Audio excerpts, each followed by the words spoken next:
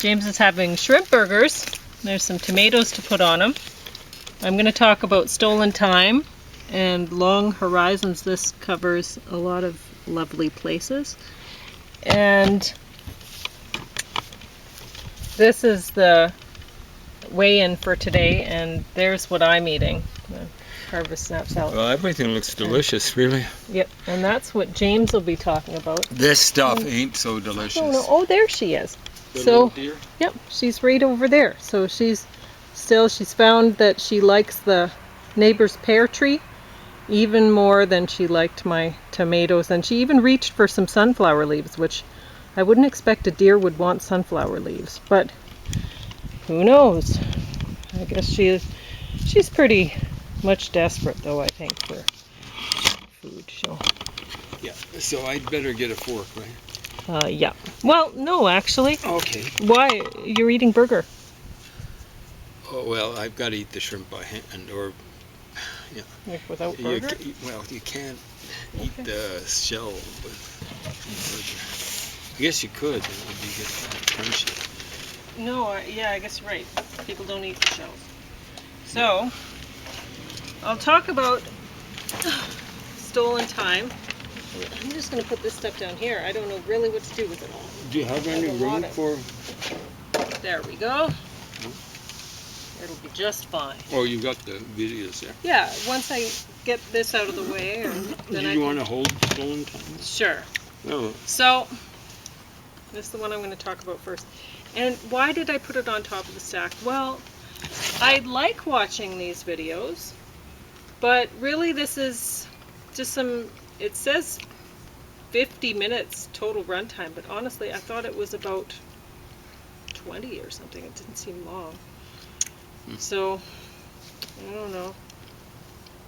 There's music and there's like time-lapse photography of scenes from these various places, but they don't tell you anything about the places.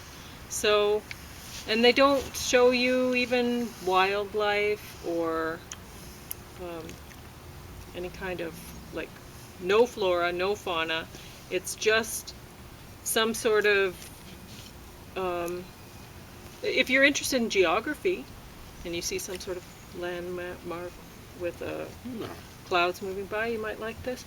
And it's not bad to watch, it's just not really, it's kind of wallpaper, right? So, whereas this did give me some information. So, Stolen Time, rights shouldn't retire. So, when I first started watching this, like, I didn't know what it was going to be about. There's really not enough explanation on the back, but there's a big picture of the lawyer's face on the back, and I'm surprised it isn't on the front. So, really... I'm surprised it doesn't come in an LP-sized... yeah, little booklet cover with all sorts of pictures of her face. So, really... When I first started watching this, I thought, oh, this is about elder abuse in retirement homes and stuff like that, right? And it's a problem, and they were saying it's a global problem. It's not just a problem in Canada. I don't know. I just know Canada, there's some serious issues with it. It's a problem. My dad had trouble with it. Yeah. So, they mentioned some instances of abuse, and I understand now why the Canadian government got free dental for senior citizens. They had to, yeah, especially after this was put out. But really, this isn't about elder abuse. You may think that it is at first, but it's an infomercial, and really it's just advertising for this woman. This is a documentary about her, swooping in with the sword of justice and giving some people who've lost their loved ones some fat settlement checks. And we only really saw that she managed to pull it off for one one woman, one family that had lost their husband. He was 67 years old, I think they were saying. So what you're saying, that in her hands, is sort of justice is like a little penknife? I'm not sure. I mean, she did manage to get a lot of information across. Not enough to warrant making a documentary about it. She could have done better. When I was watching it, I was thinking, she's out of her league. She's over her head. She's not competent enough to take this on, to take this problem on. But she did manage to get something done, and she got a documentary made, so that's advertising for all the people out there who might want to take the companies on that are abusing their elderly loved ones. But they have people on this documentary. Like, they have one woman she's a brown-skinned woman who's talking about, she's a anti-racism sort of activist or something like that. I don't know. I can't remember what the description of who she was exactly, but they were talking about in this that they, like, the lawyer, she didn't want to go, she wanted it to be a widespread, all of the abuse put together, going against the owners of the business, because they're making billions and billions of dollars and every year, and they're not, they're abusing elderly people in order to make that money, and they're not getting, nobody's stopping them. There's even been laws put in place to protect them from getting in trouble. Like, one woman was, they showed a picture of her mother had, I mean, when a bed sore gets to this point, I can't imagine somebody would live. Yet this woman had lived for quite a while with this fist-size hole in her back, and the woman could see her mother's tailbone. I think it was her that she'd went to a doctor or something and said, if I showed up with my mother in emergency or whatever, like in this state, and she was living at my home under my care, you would be coming down on me for elder abuse. And they were like, yeah. You can't argue that. You know, it's you're not, right. We would. Maybe you can argue that. You can't argue that. Yeah, but they do nothing against these companies. So the lawyer was saying, well, we don't want to put just one instance, you know, we want this to be a big showing that these companies, this is like common practice for them, abusing elders to this extent, right? So, because she said the people who are working in these places are abused as much as the elders. Well, no, they're not. No. To say that is ridiculous. They have the choice to not work there and go somewhere else. There was the anti-racism activist was talking about her mother and how her mother had worked in one of these places, and she had moved from elsewhere, you know, so this, she lived somewhere else and she got an education.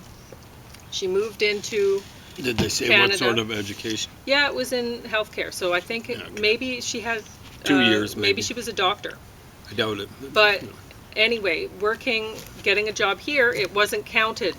Her education, whatever it was, whether it was doctor or nurse or something like that, it wasn't counted as much, because this often happens. Even if you move around within Canada, if you're getting an education in one university, you move to get an education in another university, sometimes you'll have to get upgrading. Even though you've already taken various courses, it doesn't, the next university you go to, they're like, no, that's not up to our stuff. Right? No, there's Not a way up to our around stuff. that, and that's just testing. Yeah. They do that in the United States if you're going to grad school. I gather it's standard. You do the GRE, graduate record exam or something like that. Oh, and yeah. that's a way of... So there's the tomatoes. even, I you thought know. you were going to put that on the shrimp and have a shrimp and tomato sandwich and well, whatever, but the shrimp is great, Whatever. except it's got the shells on it, so... yeah. So, and you can chuck those shells back in the perennial bed, just like before. They're great for the garden. Yeah, well, they're So- not finished, okay? I haven't finished. So, but when the- I'm finished with them, I will. Anyway, the woman who was anti-racism activist or whatever, she was talking about how her mother had worked in one of these places, and she had complained to her family, I didn't move to Canada to clean up. She used the SH word. To use excrement if you want to impress Yeah. people on a documentary, okay? Sure. And she was kind of, she wasn't really apologizing for her mother saying that. She was saying, it's not fair to my mother that she had this education, and it's racism that she had this education, she moves here and it's not counted and whatever. No, it's not racism. James had 2 doctors from South Africa. The first one had skin color about like mine. The second one had brown skin. And you know what? They were both excellent doctors, and their education was counted here in Canada because South Africa, they had some awesome standards for doctors, for educating their doctors. So, no, it's not racism. It just happens to be that some countries don't have as high standards for education as others do, and it's not, even within one country, like I was saying, you move from one university to another, and the standards may be different. So, we had a friend we had a couple friends, and they got married, and we were witnesses at their wedding, and the woman in the relationship, she was from Russia, and absolutely lovely woman. She was a lawyer, and she probably still is. We haven't seen her for years. But anyway, we also liked her mother, and her mother was a doctor in Russia. She moved to Canada, and her education here in Canada, they didn't recognize her as a doctor. So she had to work as a nurse, and she was going to upgrade that and so that she could be a doctor. It's just the way it is. And she had skin color much like mine, so it's not a racism thing. It's just the way it is. Places don't have as high standards for education, and if they move to different places, people can't possibly expect that they're going to automatically be a doctor, even though they've gotten this education, whatever. And they don't have to work cleaning up excrement. They can go get a different job. They're not forced to stay there, whereas the people in the retirement homes are kind of stuck, But one thing I'll say is, if you really if you have a loved one, and you're thinking about, ooh, boy, it's tough work taking care of them now that they're bedridden and whatever. I mean, my mother did an awesome job taking care of my dad when he was dying. He never got any bed sores or anything. He was in perfect health, besides the fact that he was dying of cancer. So he couldn't move himself at all. At all. Pauline and her mom had to move him every Yeah. time he had to be moved for quite a while. And generally, Mom did it on her own. Mom did almost everything. She really did a lot. And she's not even average size for a woman, She's right? tiny. So, but if you care for your loved one, you may not like cleaning up their excrement. Who likes cleaning up excrement? But other people who don't care for your loved one are going to enjoy it even less. They're not gonna want to clean up your loved one's excrement. So you can't expect that your loved one is going to get better care elsewhere. That's just the way it is. If you don't want to do it, nobody else is going to want to do it either. So you might want to consider doing it. If you really care for your loved one, care for them. That's all I really have to say about They're it. not going to get extra care. Doesn't matter how much you're paid. Well, it will matter to a certain extent. But they were mentioning that a lot of the people working in these homes are people from elsewhere, like from the Philippines or whatever. And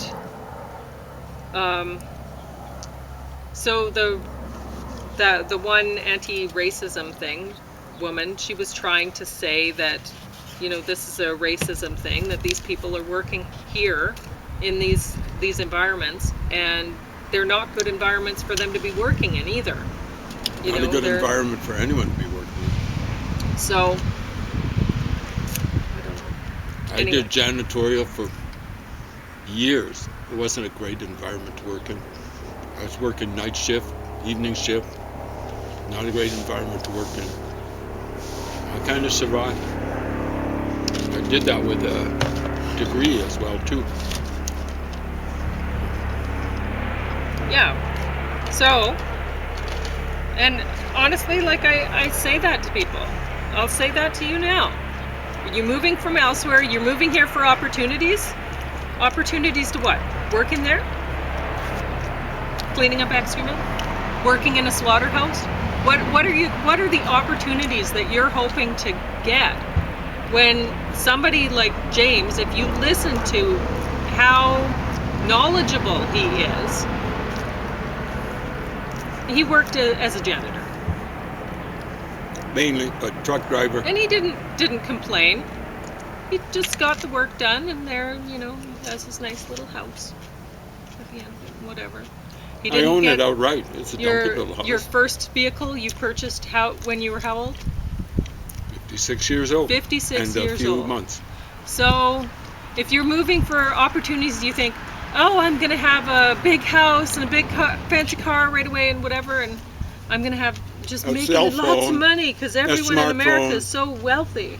James doesn't have a cell phone. Never had. I've had a cell phone for a little while. He doesn't have cable. He doesn't have a computer, the internet, none of that stuff. Never had a smartphone, ever. I'm too smart to have a smartphone. All right. So, you go ahead and talk about whatever you want to talk about. I want to talk about my dad who's in one of these places. Okay, you do that. I don't know how long he lasted there. I don't know if it was a big corporate, the franchise of a big corporate thing. Mm-hmm. All the employees there were Africans, from what I could tell. I'm part African American. The part of me that's African didn't come here by choice. It's from slaves, from what I can gather. Slaves. So they were all African American. My dad will say lasted maybe a little over a year and a half, but it could have been less than that. It could have been a year, or even less than a year in the place. He was getting up there, but he wasn't slated for the pit. I turned up one time along with my brother, one of my brothers, surviving brother. It was getting around, it was late August, it was maybe almost exactly the anniversary. Turned up of this visit I made. Turned up, he was confined to bed. He'd lost trouble. He'd lost his really control of his balance, so it had to be confined to bed. He had Depends on, he had to have his diapers changed. And well, I have over 4 pounds. That's impressive. So I turned up in the afternoon. I'd driven down there. And getting towards evening, my dad was in really good spirits. So he's 99 and a half years old. And of course he knew me. His faculties are all there, like he knew my age, when my birthday was, knew all of these sorts of things for all of the kids, even the ones who died before him, predeceased him. So really, I mean, your dad, he had been a teacher in his life, and really, he had more skills than the people that were working caring for him. It wouldn't have even been close. Yeah. And he could provide more for society because he had those skills than they could. He had lived in Africa, where you were, and they Right. ended up giving birth to you. So they had a great respect for African people. And so he wasn't a racist at all. But the people caring for him might very well have been, Caring? Or or not caring for him. we'll get to that. So I turn up. My dad's in great spirits. But I notice everyone's wearing masks. My dad couldn't, right? The people in this place couldn't wear masks, really. Saskatchewan, which is where this occurred, had gotten rid of masking rules by that time in healthcare facilities like that, hospitals, so on and so forth. And so I noticed one person flitting around without a mask. Everyone else that I saw there. And then that refreshed my memory. My dad had caught COVID right in there. Is that the person that did it? How much did they actually care? So, could have been others. I don't know. I didn't see everyone working. They'd be working shifts, so on and so forth. So, they remembered me. Well, that's nice. It's nice to remember me. The important thing is to take care of my dad, not me when I turn up once every year. So a year before, yeah, he'd been there more than a year. My brother, who was considerably more wealthy than me or anyone else in the family, taught at a university. He said, let's get together and buy chocolates for these folks. Chocolates. And when I'm saying not a box of chocolates, I'm talking a box of chocolates for each one. Each one. And, of course, he, as he should have, paid, because he, like me, is a socialist, right? So, something like from each according to his means and to each according to his or her needs. But it was a healthy chunk of money.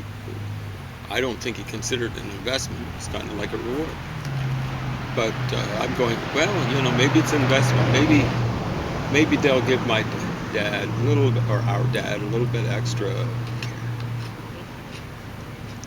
Surely, after something like that, it would be not less care. So after that, we find out.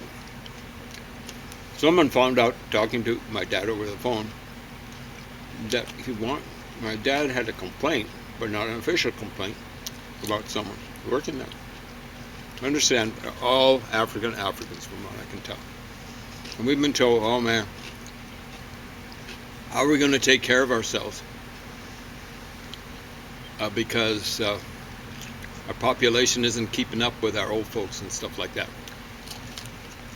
Well, I can tell you, when I get old and it's kind of in the way, my dad really wasn't in the way. He just wasn't able to help himself out that much.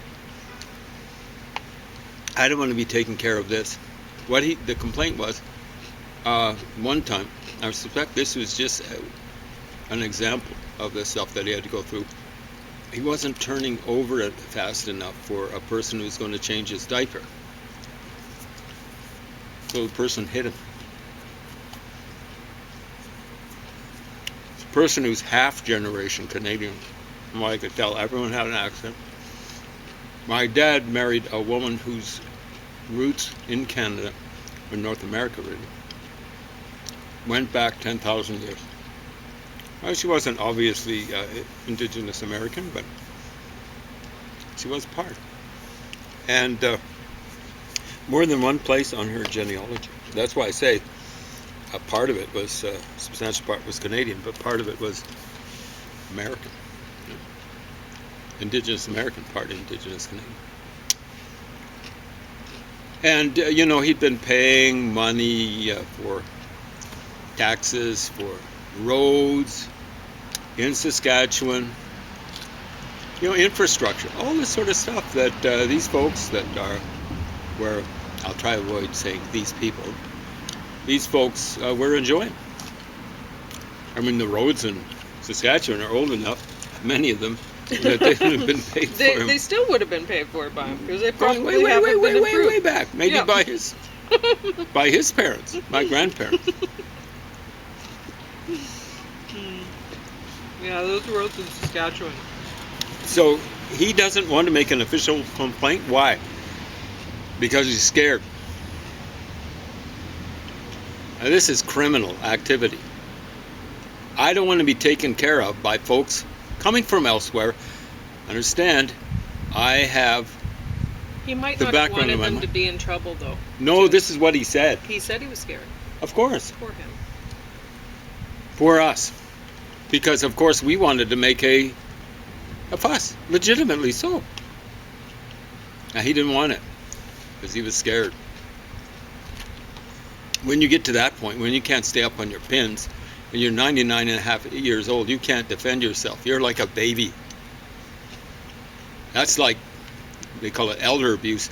And I'm sure most people would think, oh, baby abuse is worse than elder abuse. It's the same thing. You got helpless people. At least when you get to the stage that my dad was at. Confined to bed. It's like being confined to a crib. You can't walk. Stuff like that. How much time? 0? 2.5 minutes. 2.5 minutes. So this is the story that wasn't being told. Now I turned up that evening. Next morning, they phoned the hotel where I'm staying at with my brother. At my brother's expense. He was very generous about things like that. And they're saying, we forgot to give him water overnight. Now, maybe that's a management problem. You'd think they'd have a checklist. Here's so-and-so, here's so-and-so. I don't know. They maybe had 12 people in there, something like that. Maybe more. They shouldn't have had more. And it's just like you check when you give them water. And there was no air conditioning. Now, that's another issue that I'm not going to go into.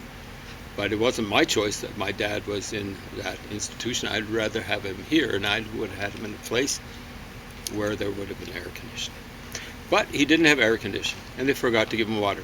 And it was like, it's hot here, and it's pretty similar in Regina, Saskatchewan around this time of year. I'm not making it up. I'm not being melodramatic. They forgot to give him water. And then what they did, this is what happens when you got folks who don't have proper education to be taking care of anything, really. So what they would have done is they would have poured water into him. I was in a situation like that twice when I was taking stem cell therapy, and they poured water into me 8 hours a day. I recall it was something like half the time, half and half. Half the time it was what they called sodium, but it would be just salt, NaCl, I presume. The other half the time, potassium. Big trouble, especially with potassium.